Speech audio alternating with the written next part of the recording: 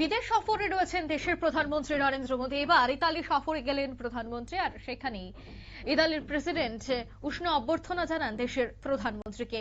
ইতালির প্রধানমন্ত্রী জর্জিয়া মেলোনির আমন্ত্রণে 5 দেশীয় সফরের শেষ চরণে রোমে পৌঁছলেন ভারতের প্রধানমন্ত্রী নরেন্দ্র মোদী।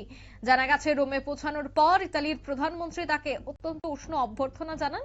এই কূটনৈতিক বৈঠককে ঘিরে দুদেশের রাষ্ট্রপ্রধানের পারস্পরিক সৌহার্দ্য এবং তাদের আলোচনার বিভিন্ন দিক উঠে আসবে। বিস্তারিত সে বিষয়ে জানবো। টেলিফোন লাইনে যুক্ত হয়ে গেছে প্রতিনিধি সৌম্য মুখোপাধ্যায়। সৌম্য, প্রধানমন্ত্রী রোমে পৌঁছানোর পর প্রধানমন্ত্রী মোলেনি তার সাথে একটি বিশ্বখ্যাত ঐতিহাসিক কলিসিয়াম সাক্ষী রেখে সামাজিক যোগাযোগ মাধ্যমের এক স্যান্ডেলে একটি সেলফি পোস্ট করেন।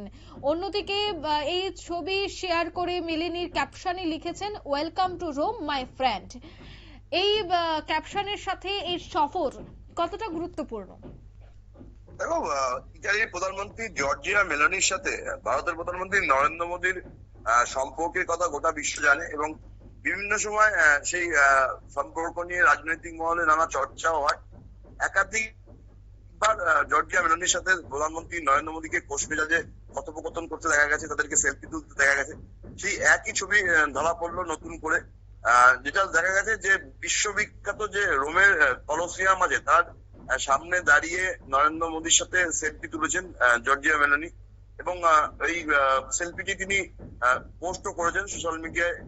নরেন্দ্র মোদী এবং জর্জিয়া মেলোনির এই যে জুটি, এদেরকে গোটা বিশ্ব মেলোডি নামেই চেনে এবং সোশ্যাল মিডিয়াতে সেই কথা উল্লেখ করেই জর্জিয়া মেলোনি তিনি পোস্ট করে লিখেছেন যে রোমে স্বাগত আমার বন্ধু। 5টা দেশের শেষ চরণে রয়েছেন প্রধানমন্ত্রী, 5টা দেশে সফর করছিলেন।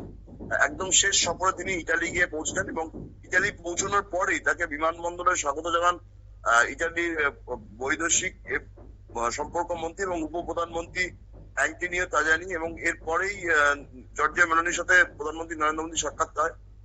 জর্জিয়া মেলোনির সাথে একাধিক বিষয়ে দ্বিপাক্ষিক বৈঠক করার কথা রয়েছে প্রধানমন্ত্রী নরেন্দ্র মোদীর।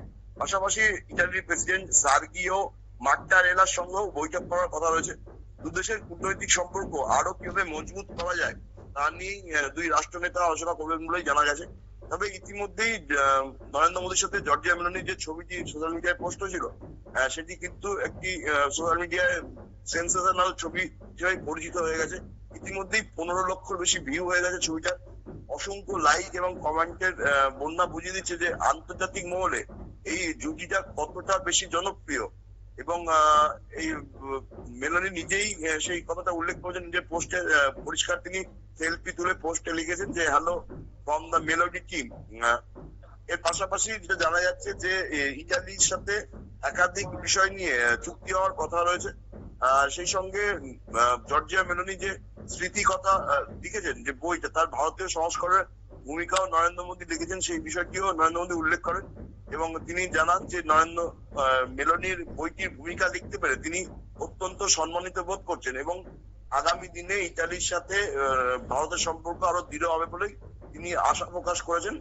এবং এই বিষয়টিকেই নিয়ে আন্তর্জাতিক মহলে নাড়াচাড়া হচ্ছে, কারণ প্রধানমন্ত্রী নরেন্দ্র মোদীকে নিয়ে ভারতবর্ষের বিরোধীরা কটাক্ষ করছে যে যখন তেলের বা জ্বালানি গ্যাসের দাম বাড়ছে তখন নরেন্দ্র মোদী নিজে বিদেশ সফরে যেতে অন্যকে না যাওয়ার পরামর্শ দিয়ে নিজেই বিদেশ সফর করছেন। কিন্তু রাজনীতি সূত্রে খবর যে এই 5 দেশে যে সফর হলো এর ফলে কিন্তু যেমন জ্বালানি এবং পেট্রোপণ্যের সমস্যা ভারতের মিটলো, তেমনি অনেক সেমি কন্ডাক্টরের মতো অনেক টেকনোলজিক্যাল দিক থেকেও কিন্তু ভারত অনেক এগিয়ে গেল। আগামী দিনে ভারত যে গোটা বিশ্বে একটা গুরুত্বপূর্ণ ভূমিকা পালন করতে চলেছে, তার জন্য এই 5টা দেশের সফর অত্যন্ত ভূমিকা পালন করবে বলে মনে করা হচ্ছে। অঙ্কিতা, একদমই ধন্যবাদ। অর্থাৎ একটি গুরুত্বপূর্ণ ভূমিকা পালন করবে এবং এই বৈঠকটি অত্যন্ত গুরুত্বপূর্ণ হতে চলেছে। কূটনৈতিক এই বৈঠক যেখানে ভারত ভূমধ্যসাগরীয় করিডোর ও বাণিজ্য, এছাড়া কৌশলগত চুক্তি এবং বৈশ্বিক খাদ্য নিরাপত্তা, এই সমস্ত বিষয়ে আলোচনা হবে বলেই জানা যাচ্ছে। নিয়ে নিচ্ছি ছোট্ট একটি বিজ্ঞাপন বিরতির সঙ্গে থাকুন।